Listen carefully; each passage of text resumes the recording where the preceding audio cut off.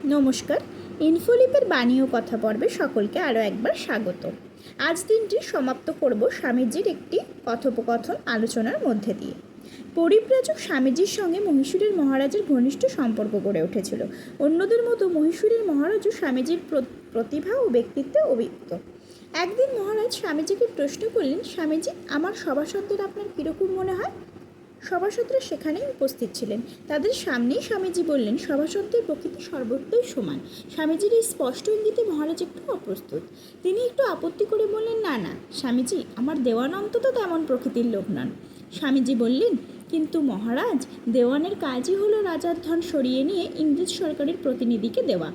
মহারাজ তাড়াতাড়ি কথার ধারা পাল্টিয়ে দিলেন এবং কিছুক্ষণ পরে স্বামীজিকে নিজের ঘরে ডেকে নিয়ে গিয়ে বললেন, দেখুন স্বামীজি, অত্যধিক স্পষ্টবাদিতা অনেক ক্ষেত্রেই তেমন নিরাপদ নয়। আপনি আমার সভাসদদের সামনে যেভাবে কথা বলছিলেন, এমনিভাবে ভবিষ্যতেও বলতে থাকলে আমার ভয় হয় কে কখন আপনার ওপর বিষ প্রয়োগ করে বসে। স্বামীজি উত্তর দিলেন, কি বলছেন আপনি?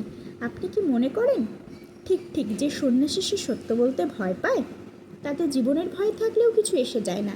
এই ধরুন মহারাজ, কাল যদি আপনার ছেলে আমাকে জিজ্ঞাসা করে, স্বামীজি, আপনি আমার বাবার সম্বন্ধে কি মনে করেন, আমাকে কি তখন আপনার উপর এমন সব গুণাবলী আরোপ করতে হবে যা আমি ঠিক জানি আপনার কোনো কালেই নেই?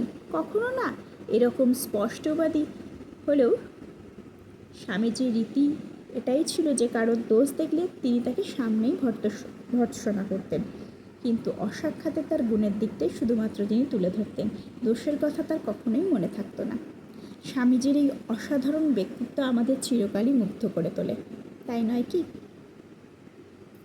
স্বামীজি, ঠাকুর, মায়ের পায়ে প্রণাম জানাই। সকলে ভালো থাকবেন, সুস্থ থাকবেন, আনন্দে থাকবেন। সকলকে শুভরাত্রি। ধন্যবাদ।